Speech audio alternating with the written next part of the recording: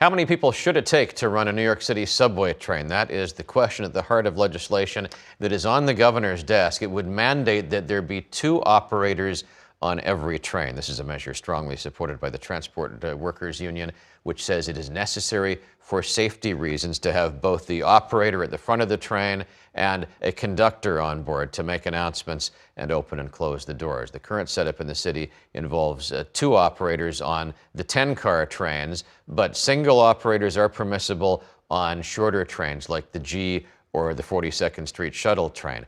Critics, including MTA Chair Janno Lieber, say that having mandated 2-person operations would lead to increased operating costs and make New York City an outlier among worldwide transportation systems. Overwhelmingly, there has been a shift to single operator models or fully automated trains. Here's some of what MTA Chair Lieber said in a radio interview recently on WNYC. It would be both inefficient and, frankly, it's making New York really weird by national and international standards. NYU did a study and found that less than 6% of transit systems actually use 2 operators. So for more perspective on this, we're joined by John Chiarello, who is the president of TWU Local 100. Good morning. Thank you for coming in. Well, thank you for having me, Pat. You know, the obvious skeptical view of this is that you've got people who work on the trains. You want to have more people working on the trains. Is it about employment levels or is it about safety? 100% about safety. Safety is the #1 concern. Just think about this. Not long ago, you had a shootout where someone put a smoke bomb inside of a train.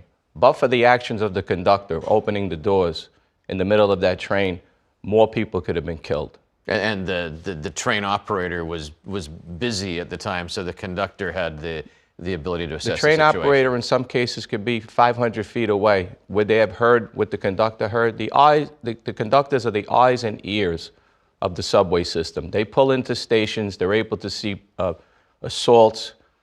God forbid if there's a breakdown in between stations, they also have to detrain, in some cases, more than 1,500 people off of the train. So when they talk about other subways, there is no subway system in the world like New York City Transit. Well, what's different? Because these other cities have implemented it. I can't assess whether their subways are as safe as ours, but what's different? Ours is much longer. There's over 600 miles of track. We have over 400 plus stations. You're talking about 3,000 conductors right now that open and close doors every day. Also for the efficiency of the train. They're able to close it. All these other systems are automated, they don't have the problems that we have in New York with EDPs that pull emergency stops on the trains. So the one thing that the MTA has said is that there are cameras in place now, technology that didn't exist 20 or 30 years ago, so that an operator could get an understanding of whether the doors were cleared. Are those cameras effective? No, they wouldn't be effective. First of all, they're not geared for that right now. So we're talking about right now small trains, half trains that are doing shuttle work, back and forth. Pretty simple work. When you talk about system-wide, you're talking about full-length trains that a train operator would potentially have to see 800 feet down the station. That's near impossible. It doesn't make sense. So what's the typical protocol right now when you've got that 2-person train? When a train comes into a station, what is the operator doing and what's the conductor doing? So the train operator pulls into the station, the conductor comes into the station and sees a board that has stripes on it. They are to acknowledge that board to make sure that the train is perfectly in the station and doors don't open on either end outside of the station. Right. They make that acknowledgement, they open the window, make the acknowledgement, then they look to the left and the right as the people are boarding, and when they close the doors, they have to continue to make sure that nobody has a bag stuck in the door, a potential dragging. So do you propose that a train operator in a full-length train could see all this going on simultaneously with rush hour traffic? And that's what you said, 800 feet? At least. Yeah. I was wondering about, you know, New Yorkers have a brashness about them. In some of these cities, the doors have a reversal mechanism like an elevator. So if one of the doors is closing and somebody puts a bag in, they put their body in, the doors go back. Right.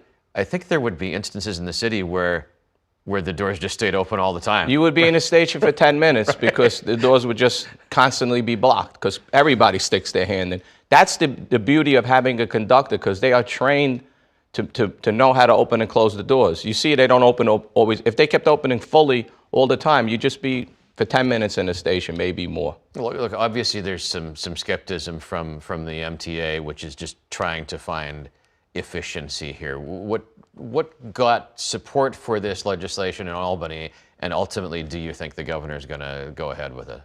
It's a common sense approach, but right now, to change the two-person train operation, it wouldn't happen right away anyway. So it's not like tomorrow they just flip a switch and take away all the conductors.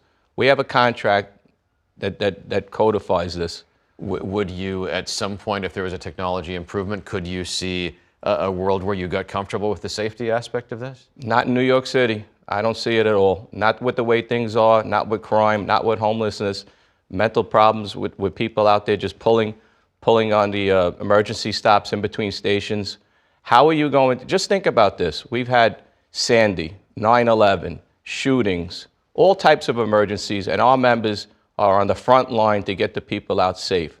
So if you're telling me 2 people on a train is too much, I beg to differ with you. That's the way it's been. That's the way it's always going to be as far as the union's concerned. Thanks for coming in this morning. You got it. Thank you for watching our YouTube channel. Let Spectrum News be your resource for balanced, in-depth political coverage, and click the subscribe button right here. You can also download our app or watch us on TV to learn more about the candidates, where they stand on the issues, and more. We'll see you then.